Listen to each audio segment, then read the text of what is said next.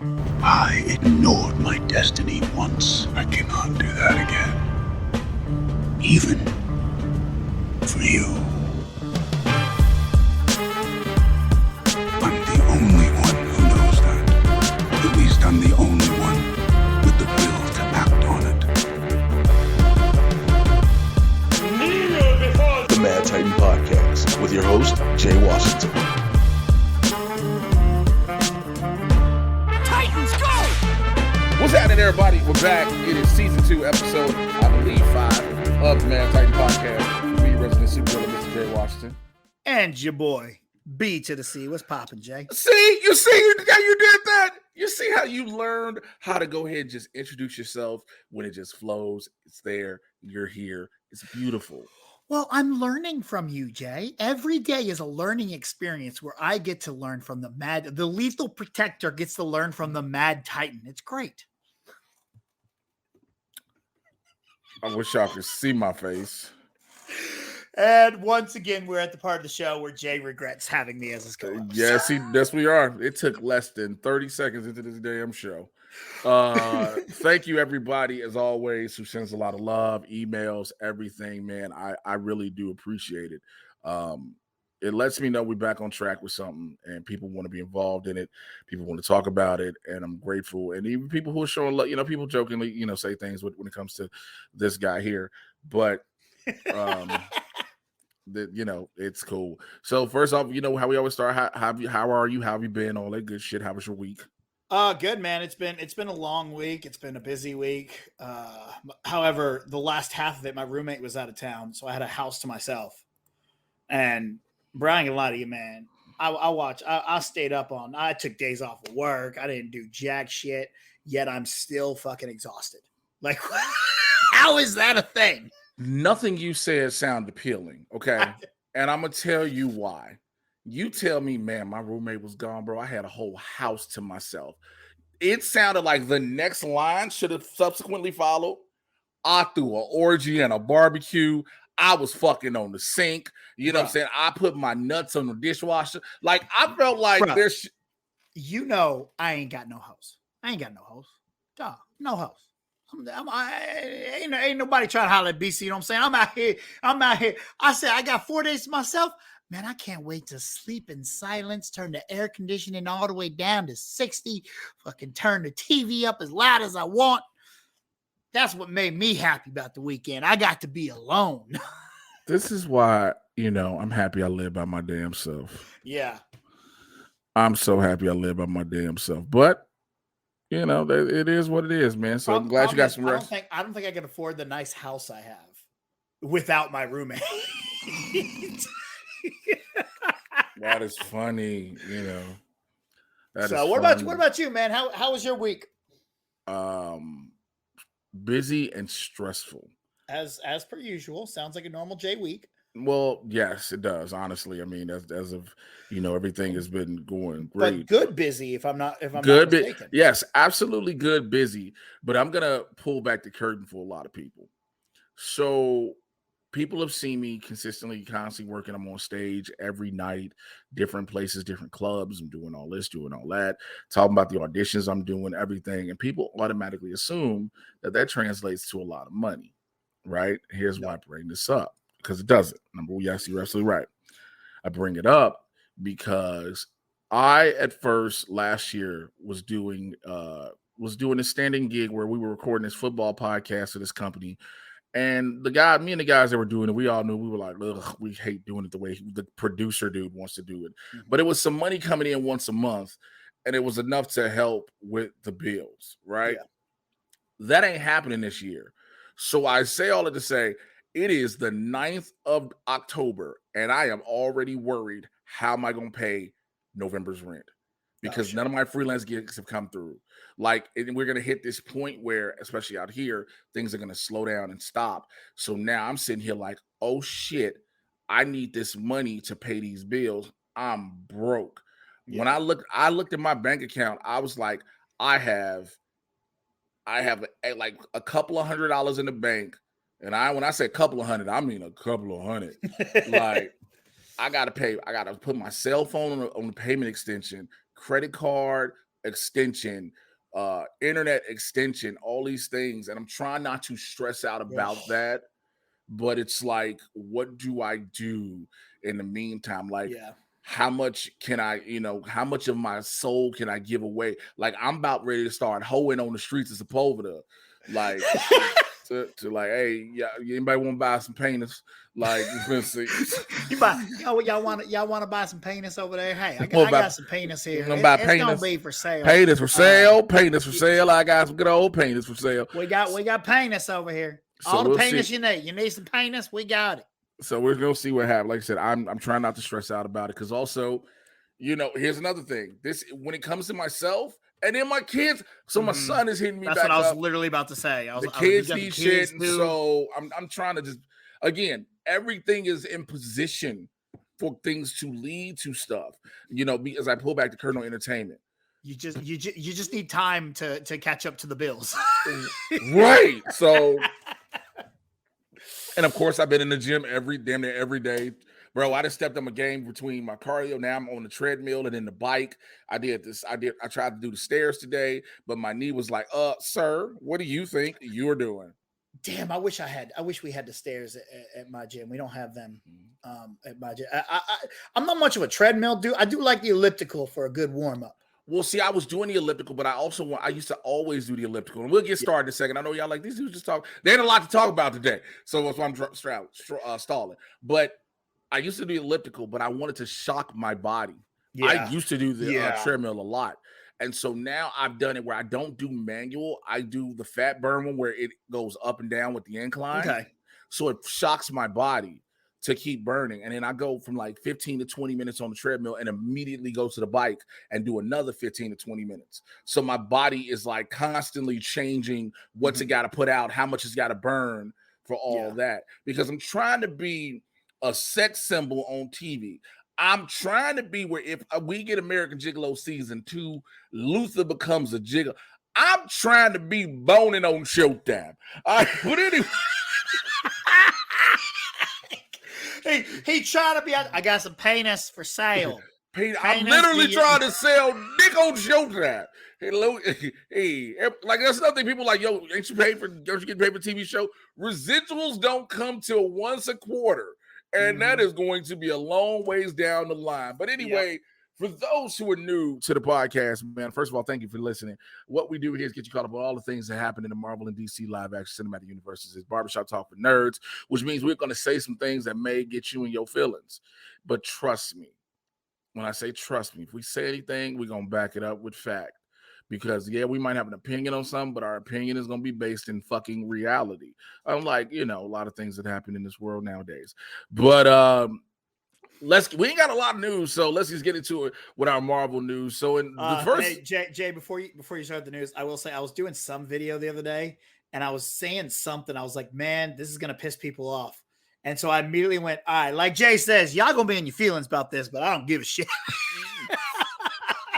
Bro, because it's just the perfect way to say things. Like it's just the perfect way to say that. Because I do it when it comes to my She-Hulk reviews. I'm like, because it never fails. I tell you, you're gonna be in your feelings, and it's always some random ass, obscure ass dude. Well, I don't want to see a lot of woke shit. And again, it's probably some white guy who don't know what the fuck the word woke means. Someone showed up the other day, wanted to talk to me about like the day after the Black Panther. Dude at work, white dude, and I was like, no. He's like, what? I'm like, no, I'm not talking to white people about Black Panther anymore. I'm sorry, I'm not. Nope, we're not doing. I don't care about your opinion. Doesn't mean shit to me. And he goes, oh, okay. Well, did you watch She-Hulk? I go, nope. I'm not talking to white dudes about She-Hulk anymore. Because unfortunately, look, we know BC's a white guy. Mm-hmm. And we know it's not all, because, some people are like, we're not all white guys. We know. But the overwhelming majority, the vocal majority, have made the majority look terrible. I'm tired of the same conversation. I'm tired of it. It's just the same shit every time. It's the same with me as a black man, tired of hotep black dudes who are like, well, why, when it comes to Black Panther, why we got to have a woman Black Panther? What about the role model for little boys? Why they trying to take the role models away? Nigga, take what away? How? I said, my buddy goes, so Black Panther's a chick now? Nah, I'm good. And I go, and this dude has two girls. I go, you should be happy that your girls are now growing up in a world that they have a female Black Panther to look up to. You should be excited about that. But instead, you're sitting here going, oh, that superhero has boobs? Nah, I want a dick on him. And he looked at me, he goes, oh shit, you put it that way. But it's not even that. It's not even that much. The fact that in the comics, Shuri becomes the Black Panther. Yes, for the comics, the majority of the Black Panther run has been based upon T'Challa. We know this. No one is fucking dumb. But also in the comics, the Black Panther is a mantle. Shuri has taken up the mantle. Yeah. You get what I'm saying? Different people have taken up the mantle of Black Panther. And so to sit there and say, this, and which also this is going to bring me with the Shuri thing with Letitia Wright, is going to bring me to an email that we have. Matter of fact, you want to do it first? I'm going to get this email out the way. Because while you're pulling it up, I'm one of the people, I don't want Shuri as Black Panther. Not because she's a chick, but because I think the best option is M'Baku. Because if I was in charge of Wakanda, I would go, hey, that's awesome. She should keep making all the great technology. He's definitely the warrior and should lead us. Like, that's just me looking at it that way. But I'm not going to get mad that Shuri's Black Panther because I'm not the one telling the fucking story. So this email comes from Jolene. She's a member of my supervillain squad. So I just want to make sure you know that I do a bunch of videos. If you remember my Patreon, if you remember in my Discord, you can see the videos her and I have done together. One of the beautiful things I've always said about her videos is that we are watching Jolene legitimately transition. Jolene's trans. Okay. So I needed to preface that before I read her email. She said a follow-up about Mrs. Wright. Hey, JMBC, sorry about this, but I do think this should be brought up regarding Miss Wright. As you know, I'm also anti-Evangeline Lilly and pro-recasting both. But to say all Miss Wright did was retweet something isn't totally accurate. She quote tweeted a video with prayer hands emoji. And while that might be a distinction with no difference, it goes deeper than that. She signal boosted a video with someone that is regularly homophobic, transphobic, and anti-science. Now, we don't know if she watched the full video. We don't know if she's anti-transphobia. But that doesn't really matter because she still shows support from someone that regularly promotes transphobia. And on top of that, the video was racist, implying that people shouldn't trust medicine made by the Chinese. By clapping back and saying, I can't retweet anything, she's not apologizing. She's doubling down. She fought back with all the detractors and sorry, but she's a celebrity of status and she should know that what she tweets will have an impact. Hell, even liking a tweet on Twitter showing support for a person or message. So with all that said, I am positive there are some racist anti-Letitia people out there, but please don't take away from the valid concerns that the lead scientist in New Black Panther is paid by someone that is anti-science and pro-homophobia, transphobia by association. Thanks for listening. And I know you always try to keep it 100 and real, but I just thought the details of what her tweet meant needed to be stated. First and foremost, thank you for the email. Also, very well stated. Very well stated. Now, yeah. I'm going to talk about this email. There's no guarantee, which, like you stated, that she knows the person is that way, right? Let's be honest. When we were locked down, there was so much different information going around where everybody was like, yo, where's it from? How did it start? I remember when I was doing another show with the other co-hosts, we started off by constantly saying, this shit ain't big at all. We said it weekly. Now, I understand the saying doubling down and apologizing.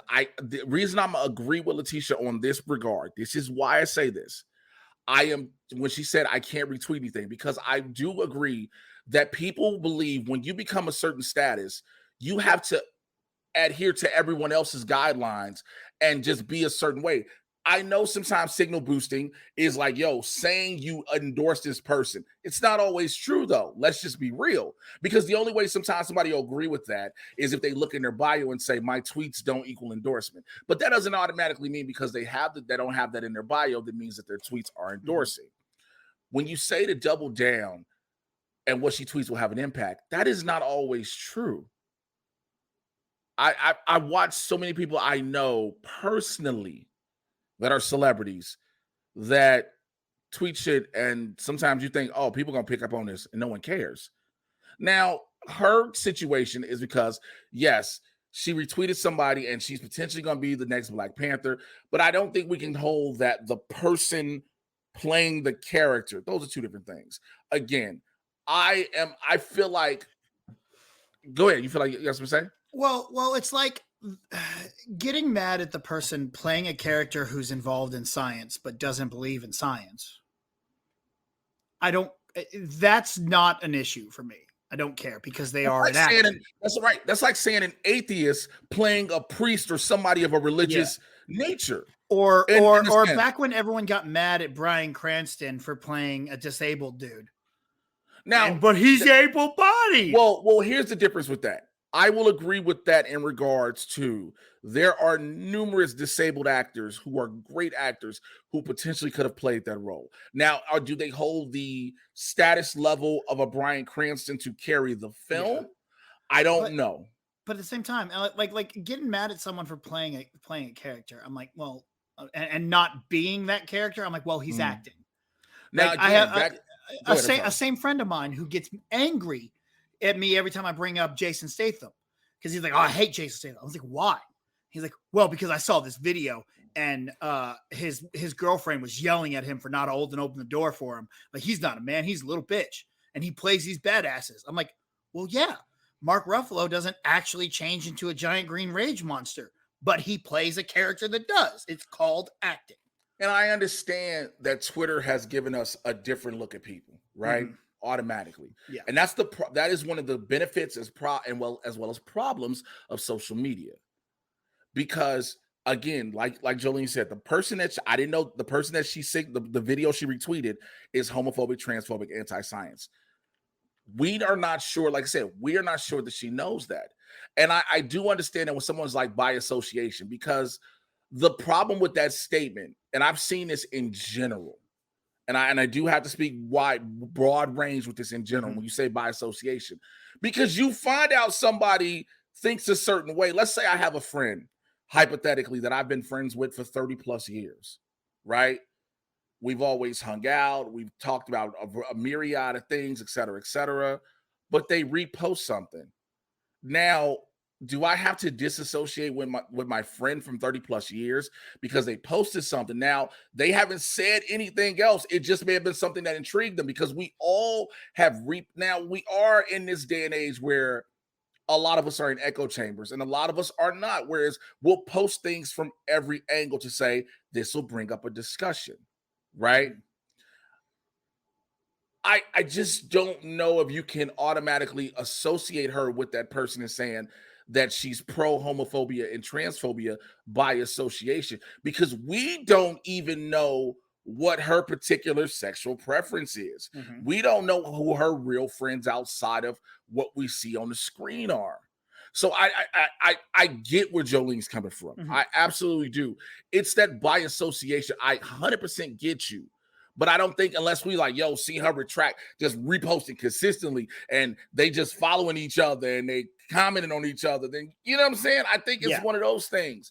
Now, again, for people to go push back, yo, I will admit, I've seen from, what the fuck, Gina Carano, everybody, I've seen people on the left side, right side, always push back. People, again, we are allowed to. I think that's the thing. People assume because you are of a certain status, you are not allowed to push back against people.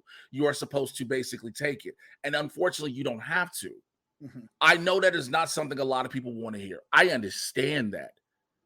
But you got to remember, at the end of the day, I say this with any actor, musician, or whatever, they are all still human beings.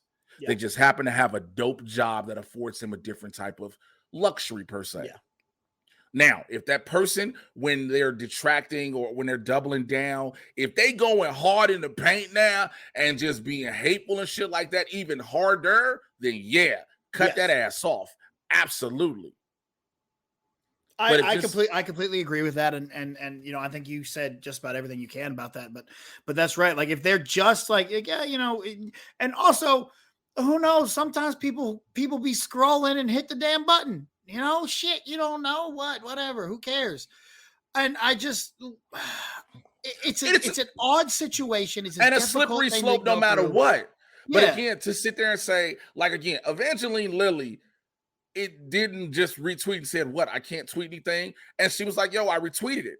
That's it. And like, she was like, I can't, that's basically what I kept seeing. I remember seeing the tweets, like, so I can't tweet anything. And when people came at it, like, well, this person, blah, blah, blah.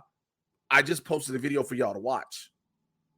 I remember a lot of those. I didn't say what it was. Evangeline Lilly, this bitch was trying to overthrow the government, and it's still been on it to this day. Again, Letitia Wright did that video, got off social media. Mm-hmm. I remember that. She got off. Evangeline, there's a slight, I understand the person in the video is this way. Mm-hmm. But, and to sit there, and it's like, I think, how do I want to brace it? Because again, this is a very slippery slope. It is. It's a very slippery slope, and I understand it. I know it. I will absolutely say it. It is, I'll go somebody who is 10 times worse, who doubles down. Yeah. J.K. Rowling is 10 times worse. J.K. Rowling will retweet people who have the same fucked up views as her. Yeah. J.K. Rowling will tweet people that'll be like, well, all these trans people are trying to come into women's bathrooms to assault people, when it's never true. Yeah. Not true by any stretch of the imagination. Trans rights are human rights. I will openly say that. Mm-hmm. J.K. Rowling's a piece of shit. Thanks. I will never put what Letitia Wright just retweeted, because again, COVID was this slippery slope. When it first happened, let's be real, COVID was look, we all know the damage it has caused throughout the world. It's changed. The world has changed. The world has changed because of it. But initially, people were like, it came from China. It came from this. It came from that. People don't, to this day, still don't know the origin of COVID. And I get it. Yes, putting it solely on one group caused a whole lot of bullshit to happen. Mm-hmm. It is similar to when 9/11 happened, and there were many Arab Americans who were targeted in the streets because they were Arab American. Had nothing to do with what happened on 9/11. I understand that. I do. COVID's thing was, I always felt like you should never target people because like, okay, if it started in China, it started in China. It started in India, it started Africa, wherever anything starts at, that's where it starts. Questions were asked. But again, this is such a slippery slope that I can't afford to go so deep into, because again, I have an opinion. Jolene has an opinion. You listeners have an opinion. BC has an opinion. I'm always going to put all opinions on the table. Mm-hmm. I can't come to a conclusion because in this situation, there isn't a concise one. Yeah. All right. Hopefully I did that to the best of my ability. I prayed on it. I think you did pretty good. Okay. Thank you. Oh, God. Okay. Deadpool 3. Now let's talk some very news that breaks my heart. Does it though? So just the way he puts this, makes me sad. So TJ Miller, who played Weasel in both Deadpool and Deadpool 2, he believes that Ryan Reynolds hates him, and he has refused to be a part of Deadpool 3, even though he wasn't asked to be a part of it. Mm-hmm. Now, this is what he claims his decision not to return for the threequel.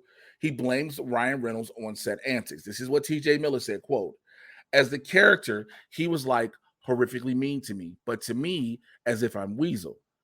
He was like, he goes on to say, he was like, you know what's great about you, Weasel? You're not the star, but you just do enough exposition that it's funny, and then we can leave and get back to the real movie." Now, Miller said he took those comments personally, believing that Reynolds was aiming those remarks at him, the actor, rather than the character Weasel.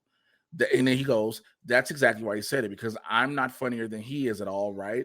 And I haven't been in more movies than him. He says, he goes on saying, it's weird that he hates me.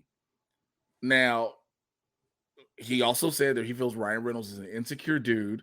And he says, I think after he got super, super famous from the first Deadpool, that things kind of changed. I think he was like, see, you guys see. Now, when he addressed his lack of future in the Deadpool movies, he says, I don't really think you should do something for more than 5 years. I think it's just weird to go back and play Weasel 10 years later. I don't wish them any ill. I think Ryan should make a Deadpool 3 and continue to make movies. He said, I just don't think he doesn't like me. And I thought it was weird how he expressed that. I'm so fucking confused. And so what I mean by this makes me sad, this breaks my heart, is I know that feeling of, oh, I think this person hates me and doesn't want to work with me. You know? No, absolutely. And sometimes that definitely is the anxiety talking. But it's just that feeling that when I hear someone goes, oh, I think they hate me, my heart goes up because I have that thought constantly about almost everyone in my life. I'm like, oh shit, I think they hate me. And I mean, I do for real. I'll tell you. I know, exactly. You just hear his fodder and filler so I can look better by proxy. You just hear so I can look better by proxy. Exactly. I mean, you need someone shitty so that you sound good. So I feel with him on that. However, it also does come off a little bit of sour grapes because go ahead. They're not asking him back theoretically yet. And now I guess they probably definitely aren't going to ask him back. But he literally said, here's the problem I had. The opening statement, as the character, he was mean to me, but to me, as if I'm Weasel. Yeah. He said, he was like, you know what's great about you, Weasel? You're not the star, but you do just enough exposition that it's funny, and then we can leave and get back to the real movie. I think their humor just clashes. It just clashes. And they probably don't pick up on each other's vibes very well. I was like, huh? Because to me, that's just really,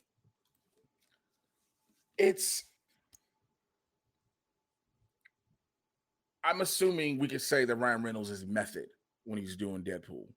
You think? Well, because Deadpool really much is just Ryan Reynolds. I mean, it's pretty much just Ryan Reynolds, but also we're starting to learn. If you look at the pattern of movies Ryan's been in, you kind of see he has the same level of humor. He just steps it up a little more for Deadpool. Yeah. But what the fuck do you think? You're a supporting character in this movie.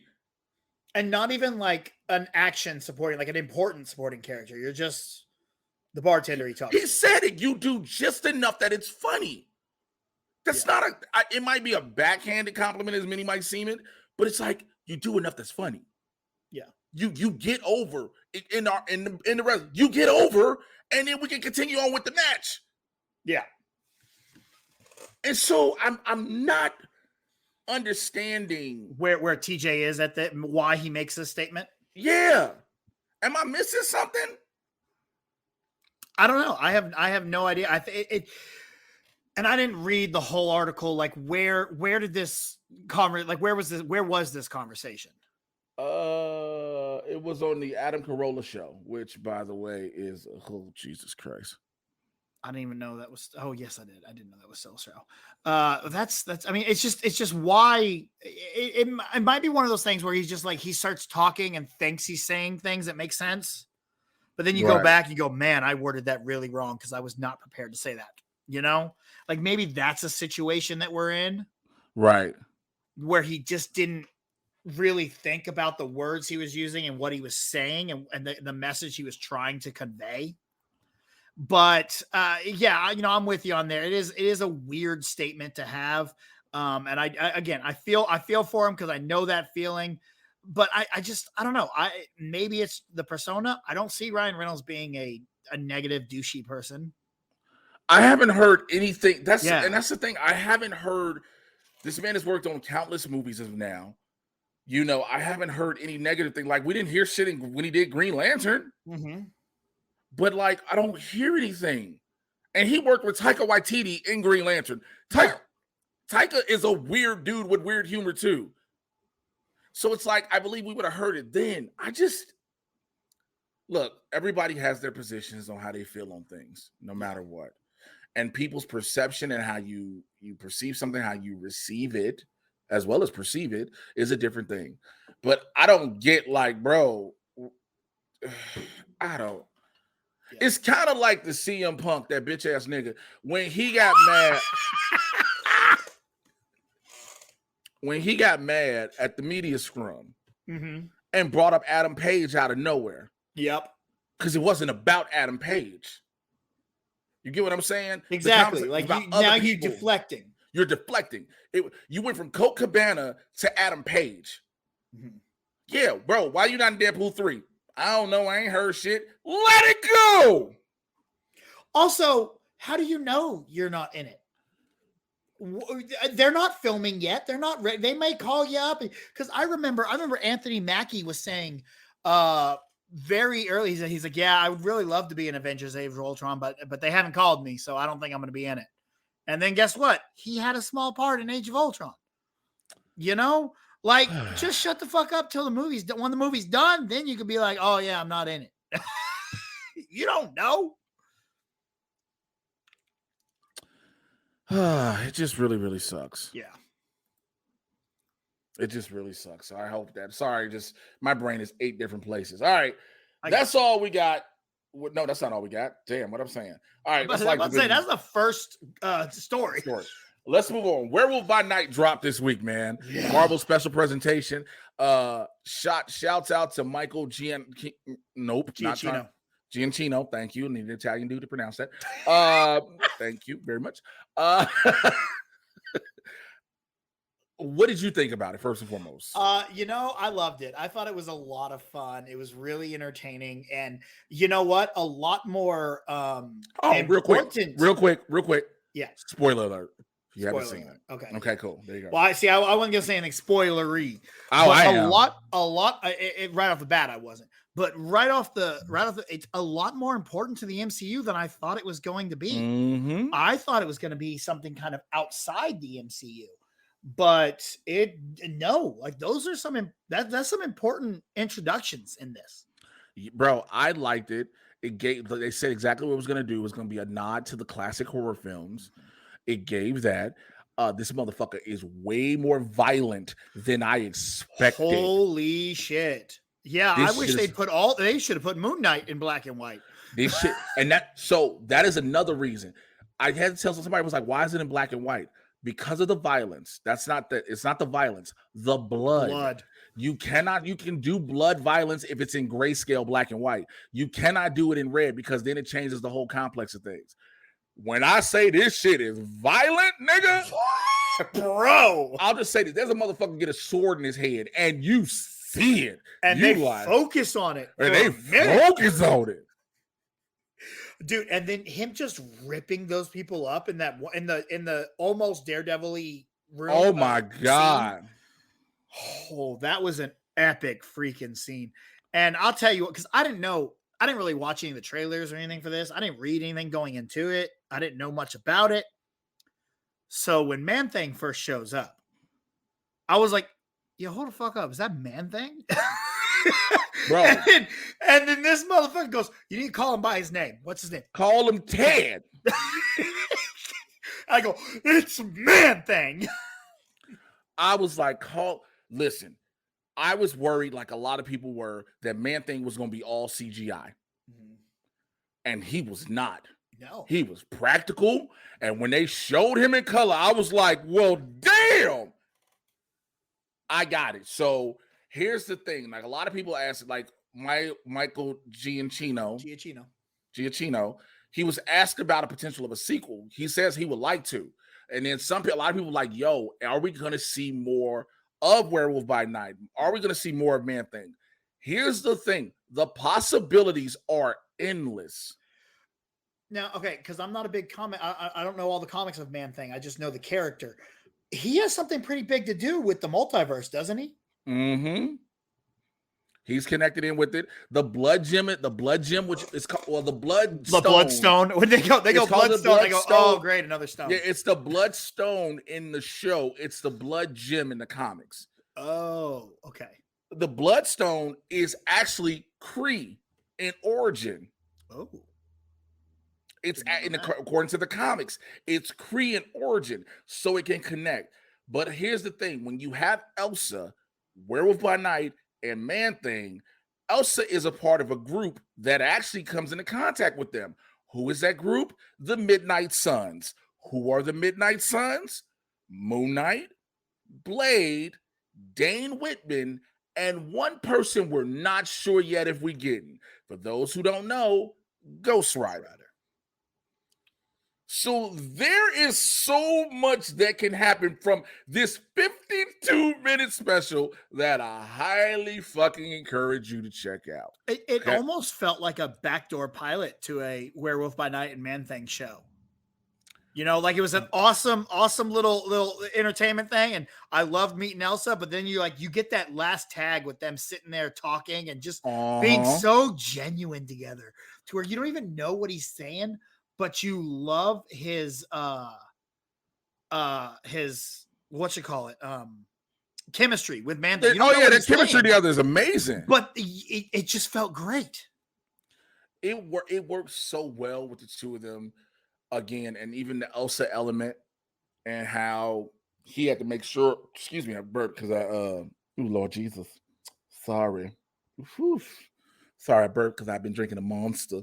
I don't know why it sounds like I'm drinking a Monster. The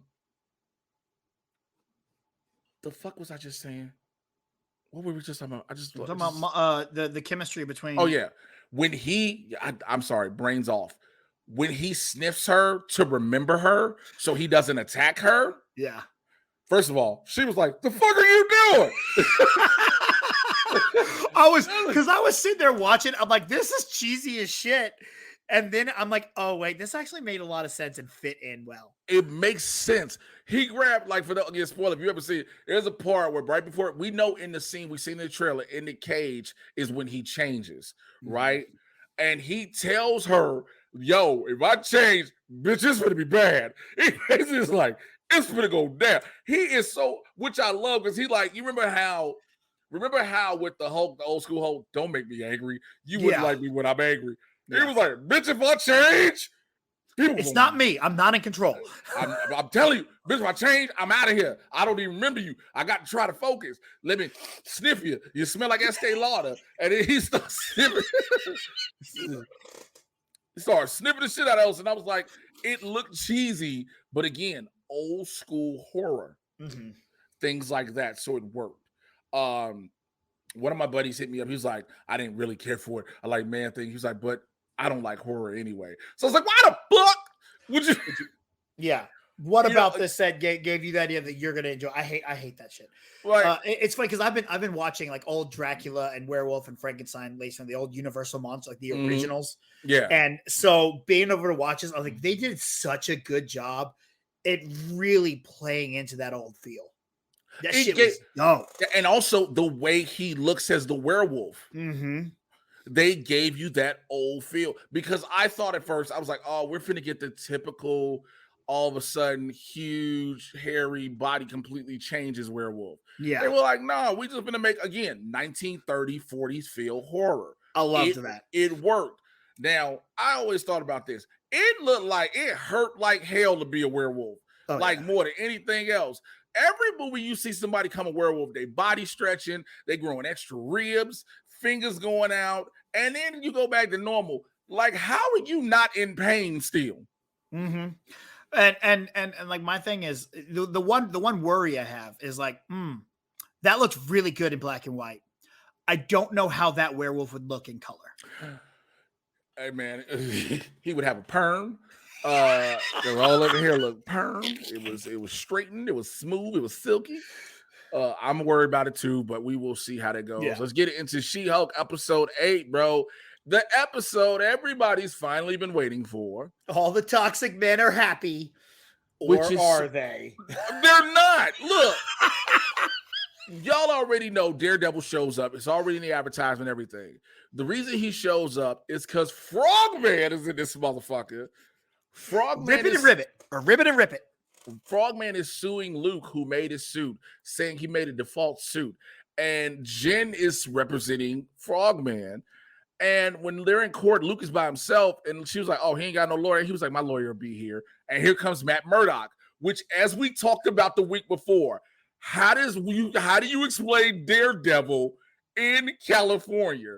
Your lawyer had to come. And they even asked the question when you have Jennifer and Matt at the bar after the case. She was like, what's a New York lawyer doing here in California? You know, why does he have, you know, he's doing some things for me. Okay, so now it understands. The fight they had was amazing. So every meme has been the realest thing. Let me tell you about Daredevil. Daredevil love a chick who can damn near kill him. Mm-hmm. Either you can damn near kill him or get him killed. He want to fuck. Yeah. And by the way, we talk about She-Hulk fucking. People were mad that Daredevil was fucking in this. Did y'all not see the series on Netflix? Right? Matt Murdock Fucks. Matt Murdock gets pussy. Like, And I loved it. So the walk of shame. it wasn't a walk of shame. He was. It was like Daredevil's in his element too. He's like, "Yeah, what's up? I'm good." Bro, the way that Mog was, that wasn't a walk of shame. My man, first of all, it gets towards the end after they do this whole big deal. We ain't gonna go full spoilers. But, you know, She-Hulk and him been flirting for the longest, right? They constantly been, and here's the dope thing. He's been flirting with Jen. Yeah. He's been flirting with Jennifer Walters, not She-Hulk. So he knows She-Hulk. And so they gonna do this thing. Afterwards, they go, clearly she done drove the man home with the Daredevil suit on in the car. They go in Jennifer crib, they get it in, and they also, again, one of the things this show has done that I love is they answer questions you've always wondered. How the fuck do you take that off? And he was like, yeah, it kind of hooks. You got the zip. And I was like, bet. Thank you. Because I know it's like, how the fuck does he put this shit? And it makes so much sense too, because it's like, well, what else is he gonna walk home in? He didn't have any other clothes. Which was so the crazy part. So my man, they get done at more. So like I love it. They show the boots, the man was carrying the boot, barefoot as shit, walk strolling down. Then they, you know, we say it's the walk of shame. That wasn't Proud no shame. motherfucker. It wasn't no shame. They broke each other off. Because even Jennifer woke up and sat on the couch and just slumped down, legs open. And Nikki was like, did you fuck the devil? She was like, yeah, baby.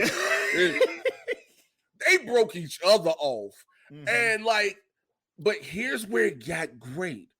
Because again, the fourth wall break, it was perfectly timed for this. The fourth wall breaks in this episode were perfect. All of them have been great, but these were perfect because she was like, this should be the end of the show. Everything's good. Like, what's going to happen next? There's another Hulk, but he's red. And everyone's like, oh, shit. Because remember, we're getting the Thunderbolts movie, and we talked about this here on the show. Right. We just had the news that they're talking about recasting it. And Disney was like, and Kathleen Kennedy was like, you are not getting Harrison Ford. And then right after the Red Hulk, like, what could be happening? Boom, she jumps out with the Wolverine claws. She jumps out with the Wolverine claws like fucking makeup brushes. Yep. So again, everything is happening to let you know shit's going on. And I will say, and that's a testament to actually the writing on the show. Is if you look at, because like the fourth wall break where she goes, you feel this, right? When Murdoch and her are there together. If you're not feeling that doesn't work. But they made it. They wrote everything in, and everything worked so well. So you know your point on those fourth wall breaks are so perfect and done exactly when they need to be. Shouts out to my homie Cody Ziegler who wrote this episode of She-Hulk. He nailed it perfectly. He nailed it fucking perfectly with this. When all those things happen, like you said, those little things don't work unless everything is it's put to you like, this is where you're feeling this, right? We go to the gala and we find, because remember, Jen's nominated. You found out the episode before she was nominated for Female Lawyer of the Year. Go to the gala, it's a bunch of other female lawyers, and all of a sudden we announced the winner, and it's every woman. I said, oh, that's some bullshit. But every woman understood it was some bull. But that's what would happen. See, we didn't want to just choose when we made you all winners. And all of them were looking, they were like, are you fucking? Did you? But the best question, how does it feel to be a female lawyer? And Mallory Book, it's exhausting, it's unthankful, and it's always having to answer the question, how does it feel to be a female lawyer? I was like, man. But again, beautiful writing, right? Mm-hmm. Then you get to Jennifer. And she's like, I want to thank my parents. And all of a sudden, Intelligentsia pops up on their screen. And you're like, uh-oh. And they're like, she's a slut. What do you mean? And they just put everything from her phone that Josh cloned and put it out and even her dating thing. But did you notice the pics of Cap's ass? Yeah. That's a good callback when she had Cap's ass as her screensaver and everything. Yeah. Yes. And so you have all of those things. But now also remember early in the episode, which we didn't bring up, Todd, the creepy dude who everybody was like, he must be up to something. Whose last name is Phillips. Yeah. You'll figure out if you watch certain movies. You'll understand. You're like, that checks.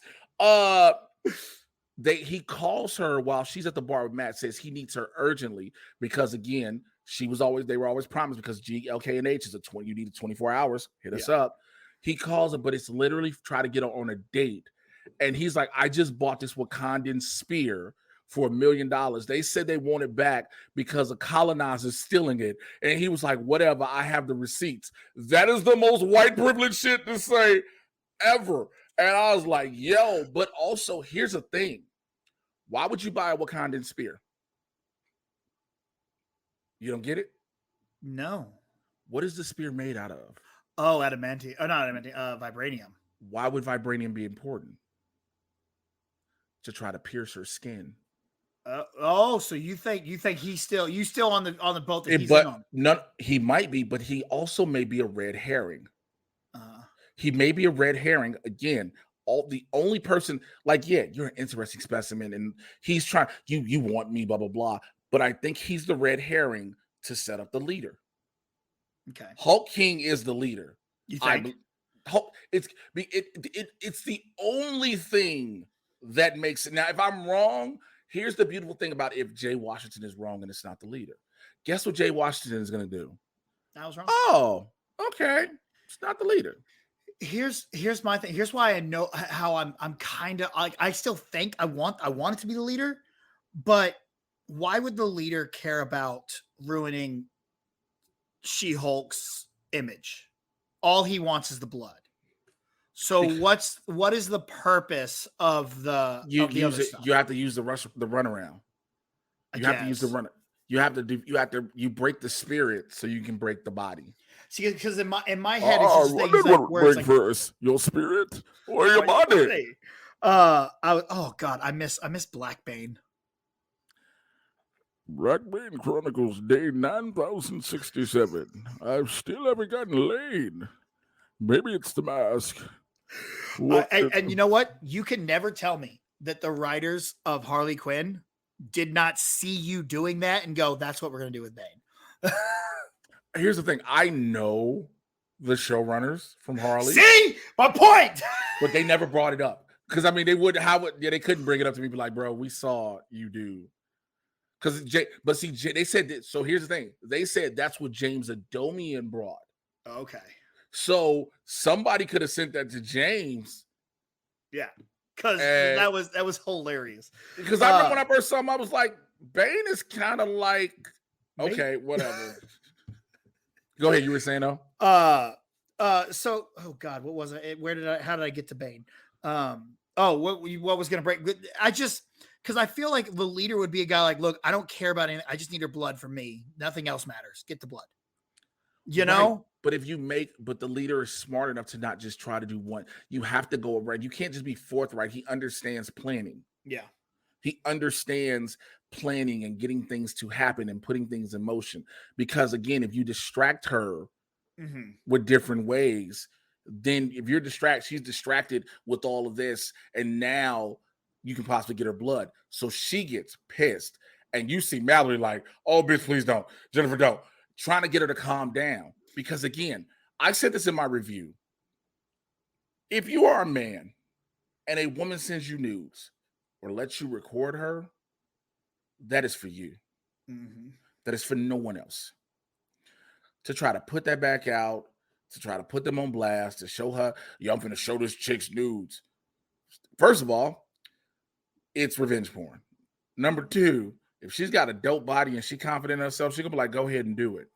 Facts. Even though you shouldn't, under no circumstances. But you're a whole bitch if you do those things. So to try to put her on blast like that, also, but the story is a woman who technically isn't that secure in herself, right? She's already feeling like no one likes me as me. They only like me as this Hulk. Mm-hmm. And to finally think a guy had liked her for her, him to just be recording her to set her up, that's demeaning and just destructive It to her is, and spirit it's and such an demoralizing. awesome look at a superhero show. But again, It I've is a said it everywhere. personal look at a superhero. Mhm. And I like the idea of the bad guys are working in the background and our hero doesn't even know they're doing things. Nope. You know, because so many times stuff's happening, like bad guys are doing things in movies or shows or whatever doing, and the hero's involved in it. It's good to see, bad guys are doing shit on their own too, and they ain't involved in the heroes. It's just happening. Mm-hmm. And that's what I kind of like seeing. It was a very intriguing look at that. So whether if it does end up being the leader, I'm like, all right, cool, whatever. But even if it doesn't, even if it's just this shit, like this is what it is, just people trying to expose, I'm still all in on this. I love the journey that Jen is going on in this. I love the journey that we've been able to go on with her. I love the as people say, filler episodes. They were kind of fillery. They were definitely one-off episodes, but they added so much to who she is and what helps us be along on that story with us. If you could shut the fuck up and not bitch about the fact that it's a chick and just enjoy this, go on this journey with her, you'll get so much more out of this. Like I've gotten so much out of this show just by enjoying it and following the ride. Let me ask you this question though. Yeah. When you say they're filler episodes, but you literally right behind it said you got to know more about her. Mm-hmm. I think that's the thing people keep forgetting. People keep trying to say they're filler episodes. And again, I personally do not feel there have been filler episodes because again, how is this show broken down? Mm-hmm. A single 30-something lawyer tries to navigate dating and just happens to be a superhero. Exactly. Every episode we have watched about Jennifer Walters struggling, trying to find her person, her man, her love, or just trying to get some. Trying to find herself a Jay Washington out there. Man, shit, I'm out here for you, baby. Look, pick me up. You won't go on here, cradle me. She-Hulk, cradle me. Trying to find herself, also trying to navigate her career. Mm-hmm. All of these things are happening to her, and it just so happens she's a superhero. This story is not the narrative of the MCU, but the narrative of Jennifer Walters. And Exactly. And that's what's entertaining about it. That's what I'm actually liking about it. And I understand people's like, wait a minute, where's the overarching thing? Like, I get that. But you don't need it every single episode because that's not how life is. Bro, Ant-Man 1 had nothing to do with the MCU in a sense. Ant-Man 1 was about old school Hank Pym and Yellow Jacket, and then the fact that he did work with S.H.I.E.L.D. But Ant-Man 1 is probably the only one out of the first, out of the Infinity Saga that overall had nothing to do with the overall story. Yeah. Right? Now, because they're showing you the world of Marvel is expansive. Everything doesn't have to lead to this gigantic threat that's coming because other people have lives. They're still, again, the world has been through. We talk about the world in real life here, how we literally just stated earlier that COVID changed the world.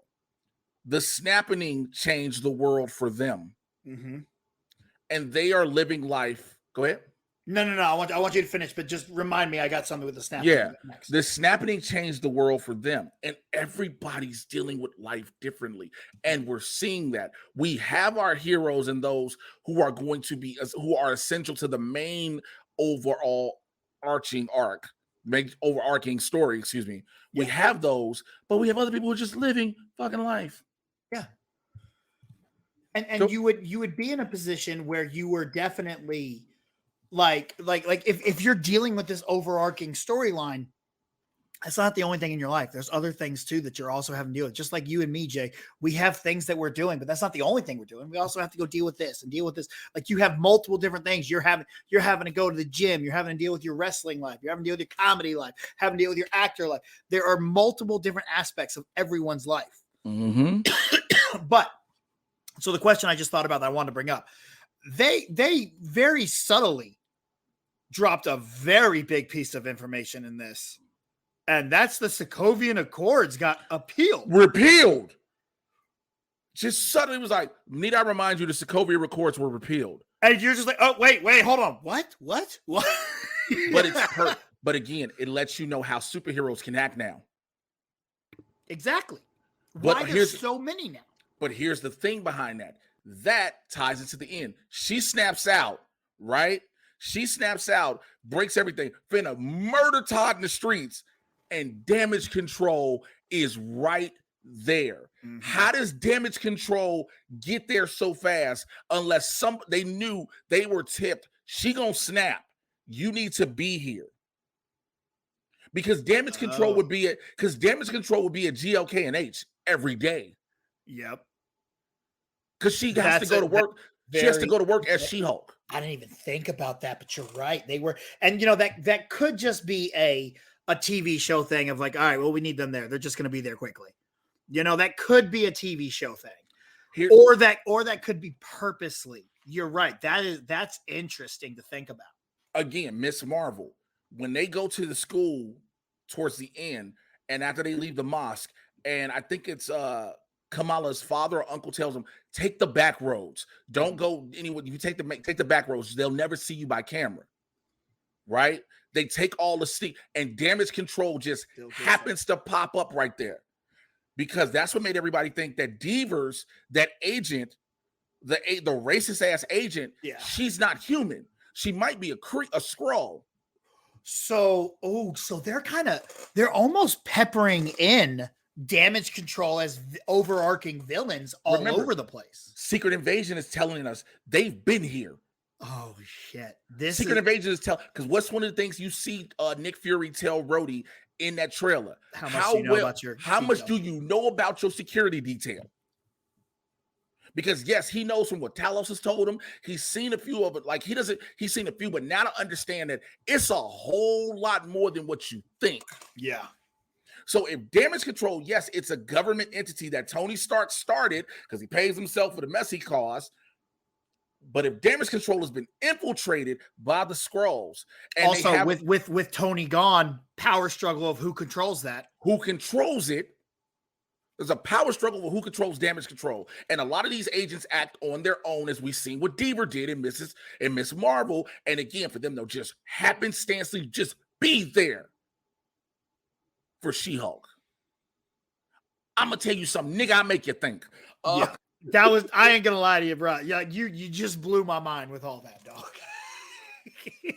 I thought the fact that the Sokovia Accords were repealed blew my mind, but then you come in and you spread it out even more. And now the Accords are repealed. Remember, the purpose of the Accords was to make superheroes have to adhere to accountable and adhere to the government. Mm-hmm. You cannot act on your own according to the Sokovia Accords. But now that the Accords have been repealed, you can do what the fuck you want. Mm-hmm. You can have superheroes running everywhere. Yeah. Which is kind of what we see. And also throw in Werewolf by Night, that we see that monsters and stuff have been around for generations. Monsters have been around. Mm-hmm. There's just an elite group that takes care of them behind the shadows. And I want to reference you to two things. One, the line that Verussa called them, and a movie called Underworld. They were called death dealers. What were the death dealers doing in Underworld? They would deal with the werewolves in silent, so the regular public never knew. Mm-hmm. And so that's how they were dealing with everything, in silent, so the regular public never knew.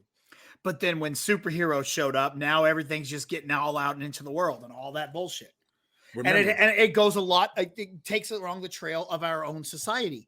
Now that social media has become what social media is, more stuff comes into the light on a regular basis. Mm-hmm. You know, so it's. I don't understand how people get pissed at this. Like, I love these shows. It's been so fantastic. But because it's not spoon-fed to some people, mm-hmm. And it's not a white dude. It's not spoon-fed. It's not a white guy. It's not, or not just a guy in general. for some people, as they would like to claim, but because it's not spoon-fed, every single thing that's supposed to happen and every single thing that it's leading up to, every single reason why every single moment and every single beat happens, you want to complain. I hate people who say this is lazy writing. I hate people who say the writers are terrible because you've never written shit a day in your fucking life. You cannot tell anybody what lazy screenwriting is when you don't know how to write a screenplay. Facts. Now people say, "Well, I can't criticize this." I'm trying to write a pilot, and it sucks. People always like, that's what people like when people try to criticize. Oh, I have to be a wrestler to criticize. To sit there and say that they can't do certain moves and execute certain shit. You've never been in the ring. Mm-hmm. There are certain, now when it comes to comedy, I understand comedy as a whole is subjective. There are people who are different tastes and flavors for people. I understand that. But people who have never once tried to do public speaking, let alone tell jokes. Yeah, so let's move on. All right. I don't want to do all these stories that we have because all this shit is really depressing. I'll do this one first. White privilege is at it again. Now, I love my DC these stories. I don't want to do these because some of these are really depressing. Let's go to the most negative one first. Because I don't want to end on that. I want to get this shit out the way. Let's go ahead and talk about Ezra Miller again. So Ezra Miller has returned to the movie The Flash to do pickups. And now the film is picture locked. Picture locked means it's done. It's finally editing. It's about to get edited completely. All the scenes are done. All we have to do now is CGI. All we got to do is add the CGI, visual effects, shit like that. Do you understand? Ezra Miller is going to be able to promote this movie despite all the legal troubles. They brought them back because, again, we've said it. Huh? I don't think he promotes it. I don't think he is anywhere on the promotions. I don't think he's on the tours. Oh, absolutely not. I don't think he's at the premiere. And I would not be surprised if they literally changed the name from The Flash to just Flashpoint. Well, so supposedly, now this is according to the Wrap, Miller only returned to shoot a single day of pickups. Mm-hmm. So initially it was returned, it was picked up as full reshoots, but it was just a minor thing. So it won't nothing major changes. It was just a single thing they needed Miller to pick up. But this movie, we shelved Batgirl, excuse me. And I hate dudes. Well, it was trash. It was probably trash. How do you figure? Well, why would they shelve it? Because they said why. Even though it was stupid. The movie was done. The movie was finished. And what makes me mad is I keep seeing Leslie Grace post footage of it. That's what I was just about to bring up. Leslie Grace is posting footage of the movie, and you cannot say the movie was trash. Yeah. But because you didn't want Batgirl, because it's not a Batman. Yes, and I'll say that because a lot of you motherfuckers still didn't want Batwoman on the CW. Now, I'll admit, I had to give Javicia a shot.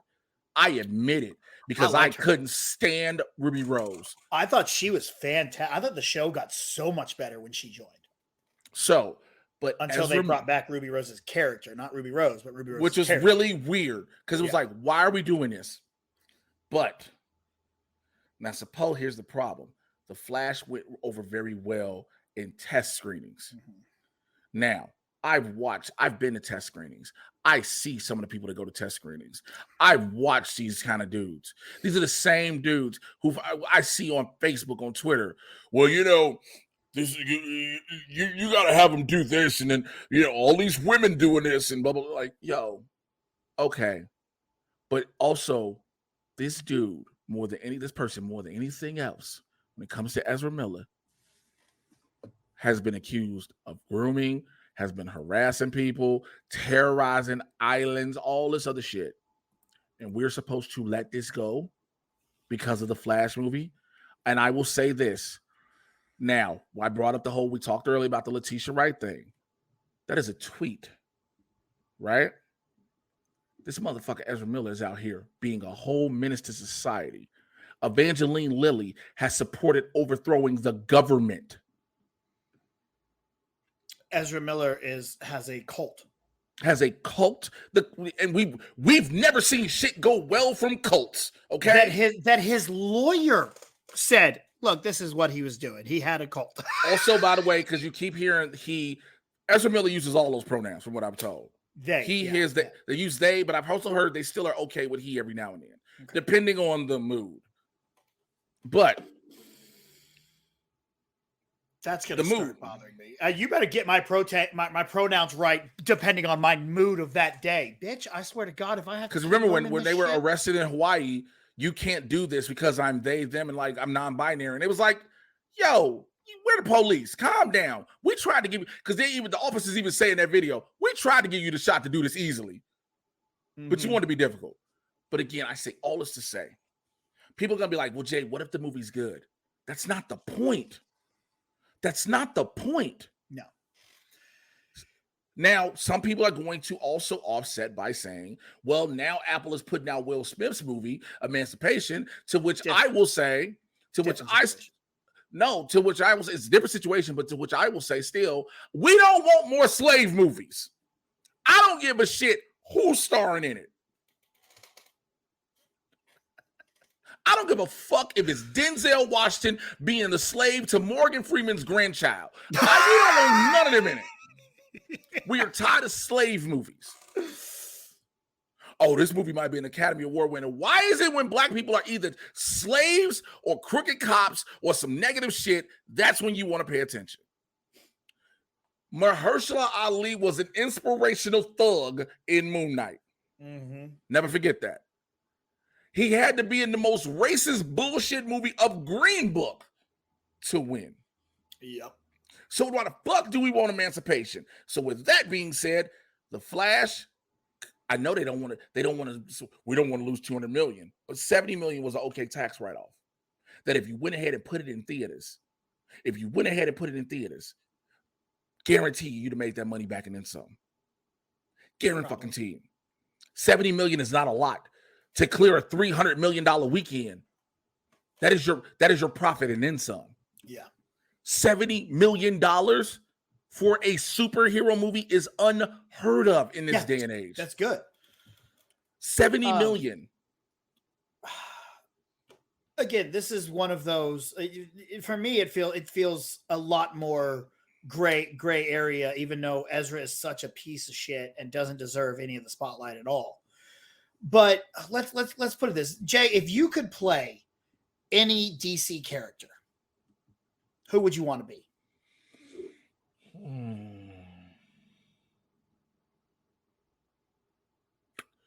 Ooh, that's kind of difficult.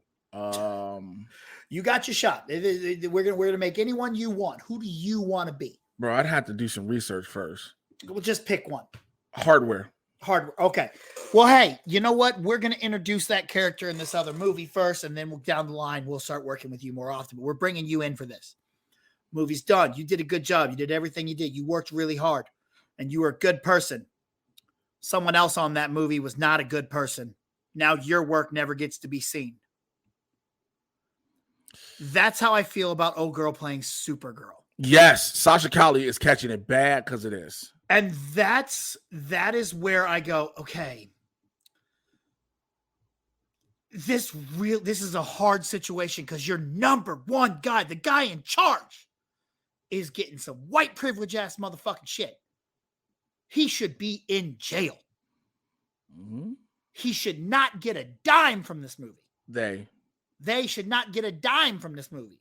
And understand again, it is not done in malice. No. Look, I my whole life, he and she, like I don't talk about singular people in plural terms. I can't just change how I speak.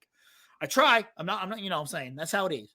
But and I just don't understand. Like it hurts for all those people that woke up every single day and did their jobs right and followed laws and were good people.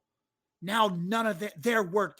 Someone on that movie was their very first movie to work on. Yeah, and it is a dream come true. But now one dude is one person is a douchebag. Now my first movie is tainted forever. Yeah. and it sucks. It is a shitty situation, and I don't have an answer for you. I don't know what you do with this. But It's selfish me goes, I want to see Michael Keaton as Batman. I want to see the movie. That's what a lot of people, and that's what a lot of people are leaning on. I want to see Michael Keaton. I don't want Ezra Miller to see a single dime, but I want to see this movie. So it's one of those situations that I'm just like, I don't know the answer. I can't tell you. I also hate that there is a sect of people on social media, and I see it primarily on Twitter.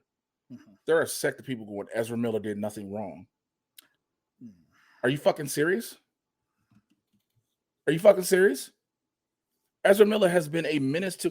Remember when Ezra Miller was in Hawaii and was terrorizing the citizens of Hawaii? Yeah. Ezra Miller went to a karaoke bar and threw a chair people who were, guess what, again, doing fucking karaoke because they didn't like the song. It's not their choice. And people bring that part up about the stuff in Hawaii. And I sit here and go, guys, Ezra Miller was grooming a child from 14 to be his betrothed to bring about the apocalypse. Yes. I was going to go there next. Fuck what he did in Hawaii. No. The dude, I bring up Hawaii. I bring up Hawaii because Hawaii had the police involved. Yeah. That's why I bring up Hawaii. The grooming to be patrolled and bring forth the apocalypse. Excuse me, what? The what? First of all, if the apocalypse is birth that is created through Ezra Miller's loins, we might have a chance to make it, because I don't trust that apocalypse to be anything. No, I'm pretty sure we could beat the shit out of that apocalypse. I think pretty sure we'll beat the shit out of that apocalypse. I think that's like Oscar Isaac's apocalypse and X-Men Dark Phoenix. That apocalypse.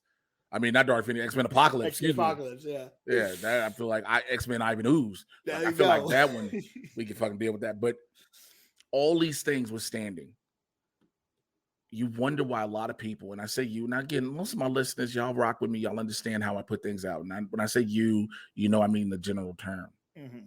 You wonder why people say, if this was a black actor, they are not given the benefit of that.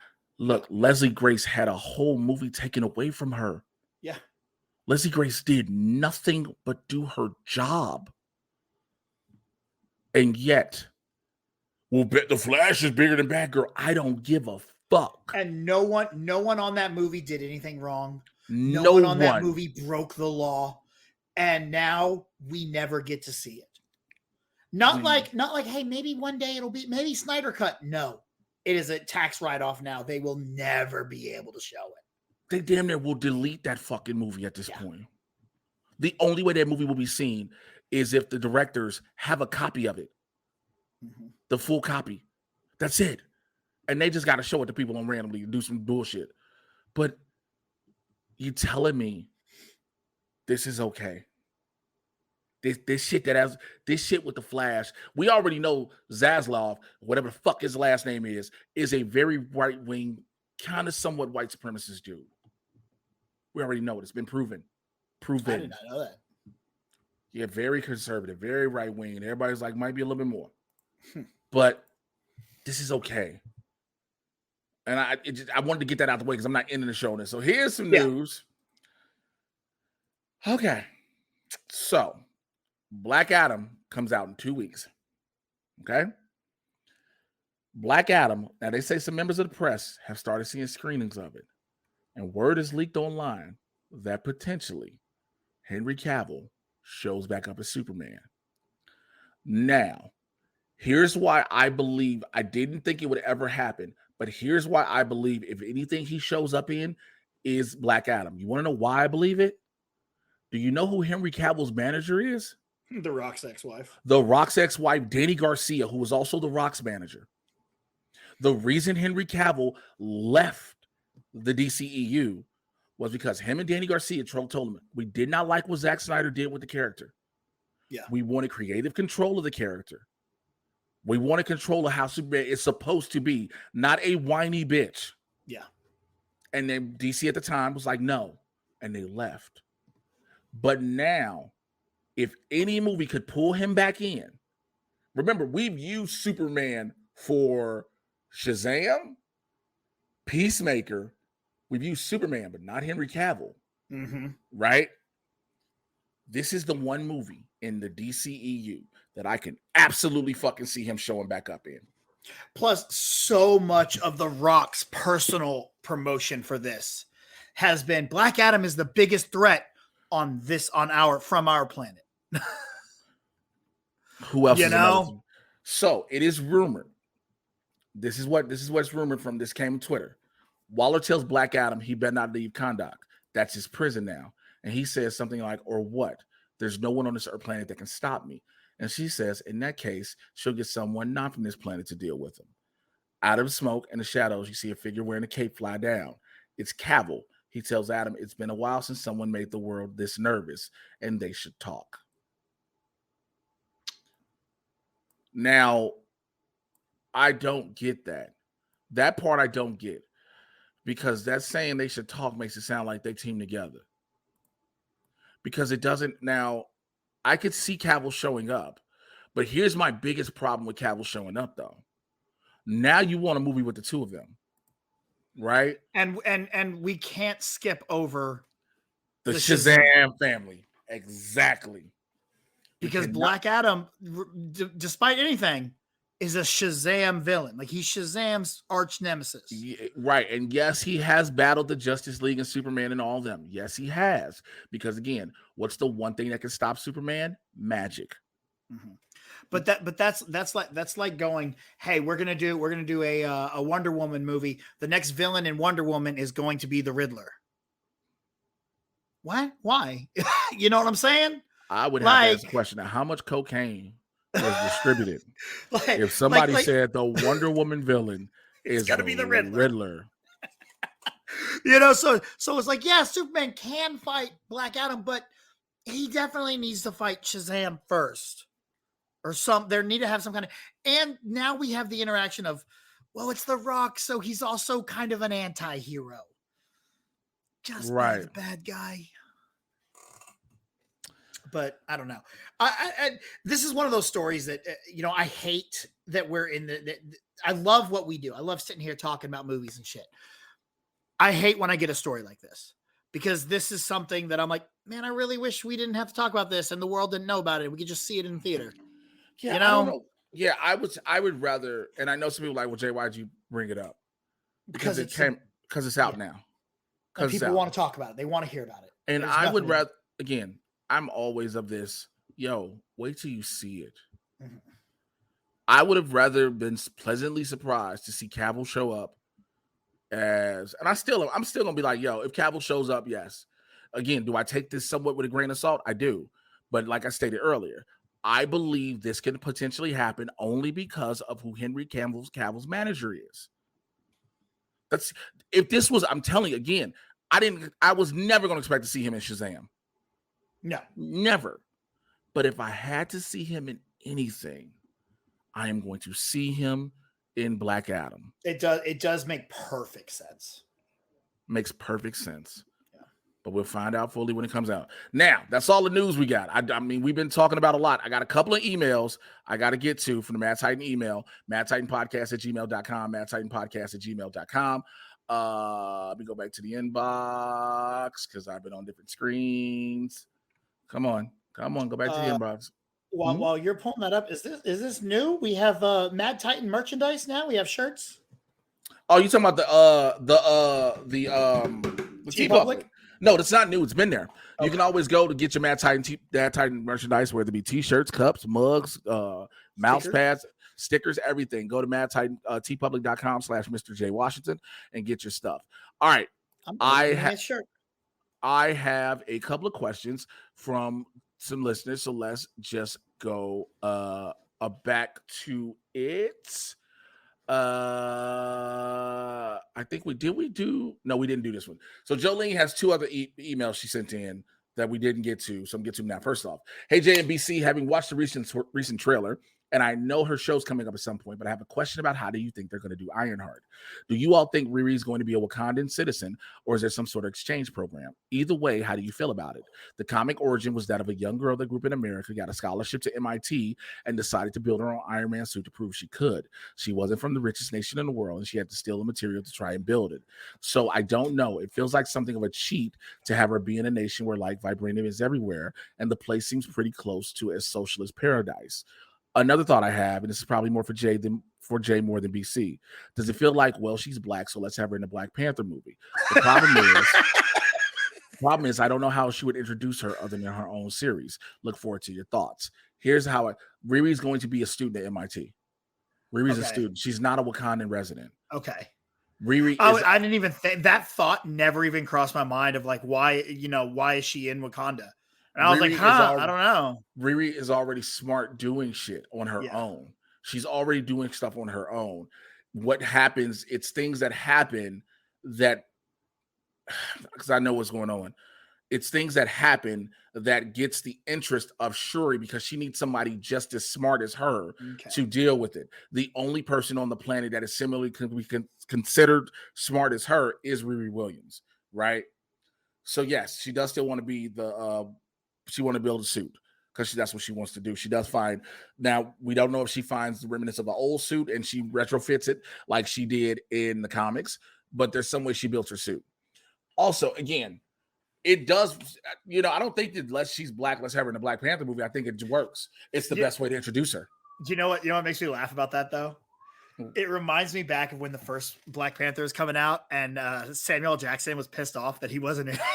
He's like, it's pissed off. All the other black people get to go to Wakanda. I don't get to go to fucking Wakanda. I don't blame him. Like, yeah, he ain't been in Wakanda yet. But again, but it's so many, it was so many different things that go on that, again, I don't think it's just she's black, let's have her in a Black Panther movie. It makes sense because, again, you're having two geniuses that just happen to be black females. Yeah. Remember, in Infinity War, they were trying to figure out how to get the fucking stone out of Vision's head. They were like, yo, even fucking Banner was like, I don't know how to do this. We need somebody smarter. And who was smarter? Steve was like, I know somebody. And Shuri was straight up like, yo, why the fuck did you just do this? Why did you just do this? I love this. And even Vision was looking like, yeah, why didn't you? Like, so I think that's the way what it is. Now, Jolie has one more question. Let's go to, how crazy would it be if Deadpool's 3 is Deadpool kills the Fox universe and he just goes and kills all the Fox, X-Men, and Fantastic Fours? I think we were talking about that last week. I want that to happen. I heard that rumor. Okay, let me ask you, because this kind of ties into that.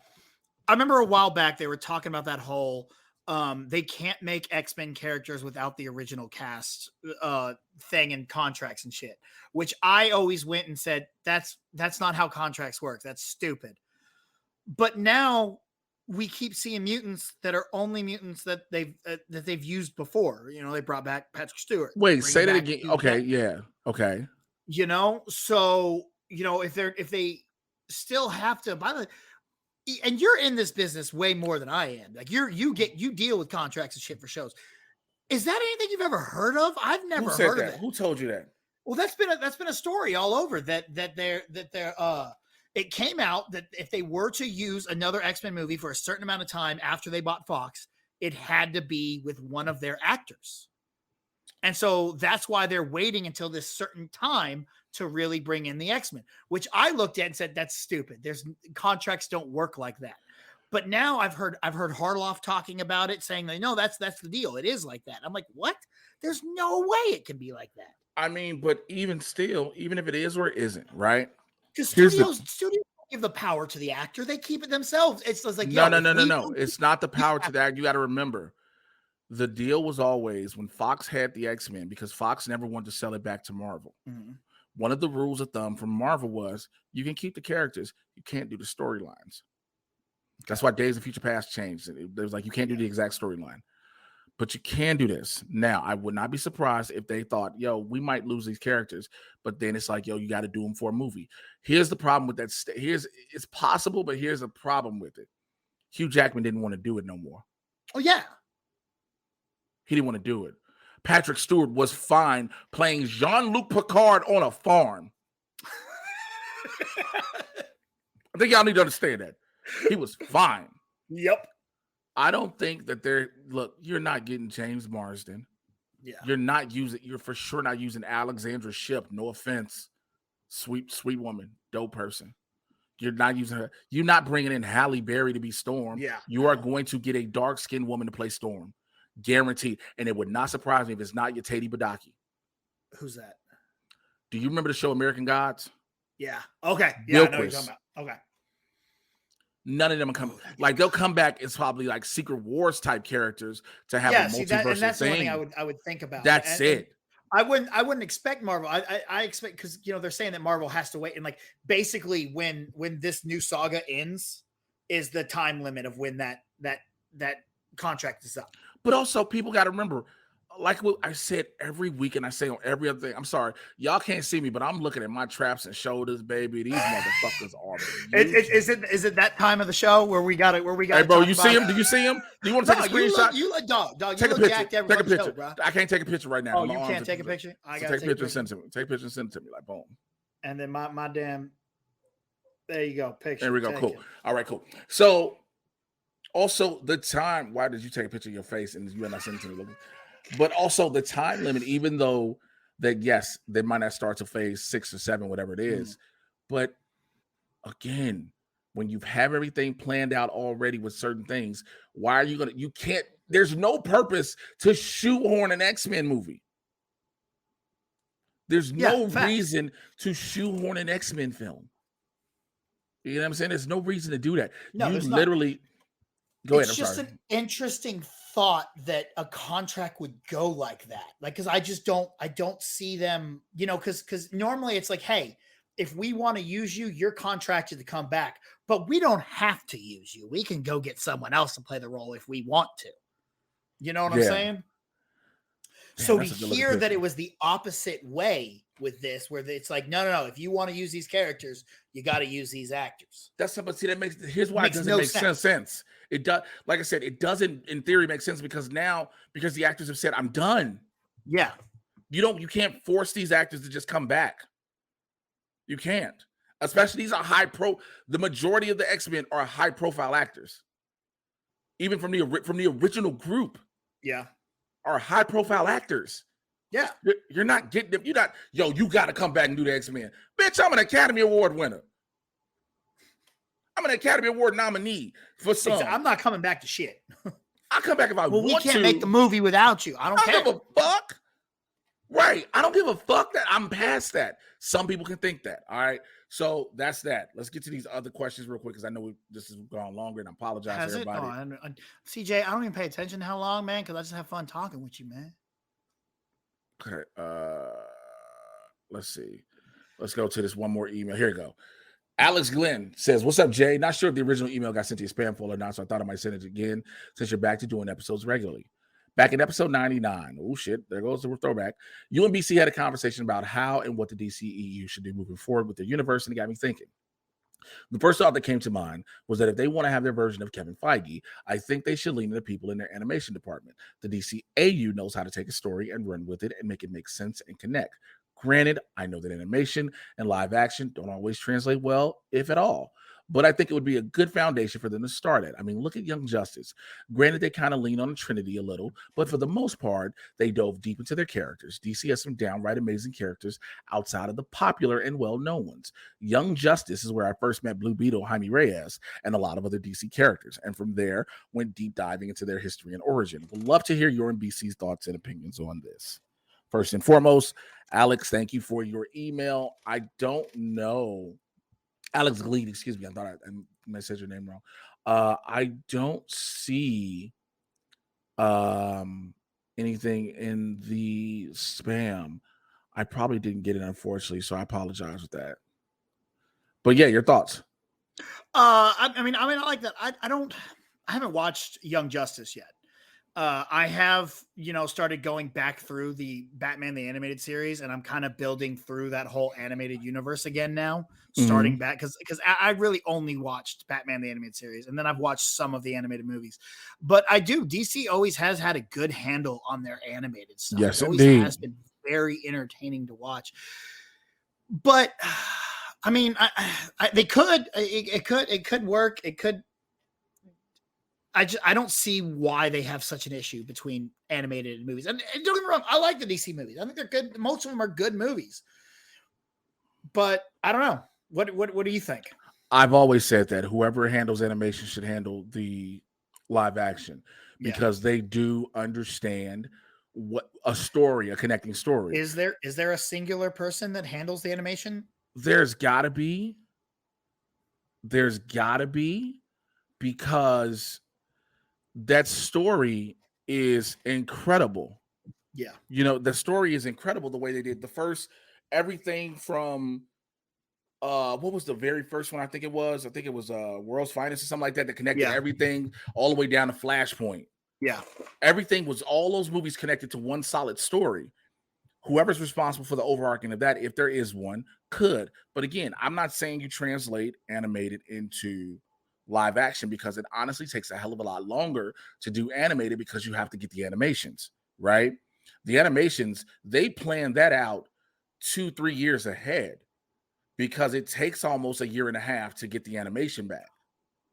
Oh yeah, I was seeing my buddy used to work at WB Animation, and he showed me the storyboards for Batman vs. Robin like years before it came out, so far in advance that I forgot it was even a project. So then it came out, I was like, oh shit, I saw storyboards for this. Yeah, so they have to the storyboards, the animation, the script is done years in advance. It's just when they finally, they have these voice actors that they're attached to these projects that they let them know, hey, now you're about ready to do all this different stuff. So it looks like James Tucker is the guy. American animation director and producer. He was one of the producers of Justice League and Justice League Unlimited and provided character designs and storyboards for Superman the Animated Series, as well as the New Adventures of Batman and Batman Beyond. So he became the director of Batman Beyond, replacing Kurt Jita. Yeah, it looks like he's been one of the main guys that has been very prominent, but it doesn't look like he's overseeing everything. Okay. Well, again, there are people who understand the story arc.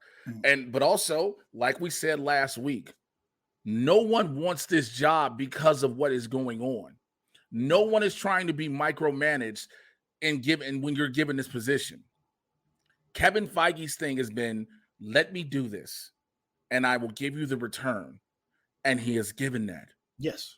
No matter how you personally might feel about certain movies, financially, he has given Disney all of the return and then some. The Marvel Cinematic Universe, Marvel Studios, is self-sustaining. It does not need, it is part of Disney. It runs off itself. It does, but it's part of Disney. Does not need Disney. It does not need Disney. It could be its own studio. Right. If they wanted to. When you have movies that start making, again, 13 films made at least $1 billion. That's 13 out of, at the time, 24. Yeah. We're not even going forward. Yes, the ones going forward may not have made all that money, but it doesn't matter. 13 of them made over $1 billion. And I don't think people understand how much $1 billion is. So to do that, but when it comes to DC, the reason those movies can't hit those marks consistently is because there's so much micromanaging. There's an executive producer, then all the other producers, which are rightfully entitled to have notes, are putting in way too much input, which are messing up visions. Way too much. So I think it might be a thing. Who knows? We shall see. Again, Alex, I thank you so much for your email. Jolene, thank you so much for yours as well. Everybody that sent something, I appreciate y'all from the bottom of my heart. This has been a long one, man, but it was a lot. I didn't think we were going to have a lot to talk about, but we got deep on a couple of things. So that about wraps it Excuse me. That's because you got you and me, Jane. We just have good rapport. You know what I'm saying? Good rapport. I wanted to tell BC thank you for showing up for the last time because he ain't coming back. You know damn well I'm gonna be here next week, week after that. It's me and Jay for life, best friends for life, homie. Fuck you think we are, Thunder Buddies? Thunder buddies for life. HFF, homies forever. I was really confused of what the fuck HFF was. I'm not gonna even lie to you. I was like, what in the fuck does HFF mean? I guess it doesn't but really anyway, work. It's BFF is best friends forever. So HFF anyway, would be like thank you, BC. While you sitting trying to explain some bullshit, tell the people how they can find you. You can find me on all social media at TheGrindCalls, as well as on the Lando Project every Sunday morning, and Rewind Recast popping up on YouTube's as well. All right, y'all already know why I'm at Twitter, Instagram, TikTok. If I'm ever unbanned, because I'm banned currently right now, so I can't post anything. Yeah, no, I can't send you. I get so mad because I send you TikToks, and then I just get the little red X saying, "Hey, he can't get videos right now." So like, here's God the fun. damn it. So here's why. I got they hit me with a community guideline violation again. The video of the cat choke slamming the dog. Yeah. And then I was like, "Yo, video." I'm reacting to yo video. So the thing is, they re-put the video back up, but kept the block on. They put the video back up and kept the block on. I was like, what the fuck is wrong with y'all? Anyway, all those at Mr. J Washington, MRJAY. You should know how to spell Washington. If you want to join the Supervillain Squad on Patreon, patreon.com/Mr. J Washington. Shouts out Alberto Rios. Thank you for being at the 101 level. Azura, Bobby McMillan, the 101 level. Brock Severson, Chauncey, the 101 level. Cheryl Corman, Chris Lee, the 101 level. Dan Bimke, David Adams, Fanboy Cantina, Fillmore Pockets, Fred Castillo. Greg Morris, Sheik, Hillary Nellums, Jim Payne. Thank you for the 101. Jolene. Thank you. Justin Square, Kirsty Oliveria, Luke Scherters. Thank you. Marcus Burton and Patrick Harden. The 101 with the Supervillains here is where we sit down and we talk for at least about 35, 45 minutes about whatever it is you want to talk about once each month. The conversations have been amazing, intriguing, unique, and different. And I'm telling you, when you join the Patreon, get into my Discord, and I'm trying to keep the Discord going with more conversation. I am one man. I apologize, but I want to be there for all the people that support me and show you the love right back. That is what I'm doing. Here next week, all of to put me in the Discord so I can help out too. Chit chat. I see you. Anyway, holla at y'all next week, man. Take care. We out. Bye.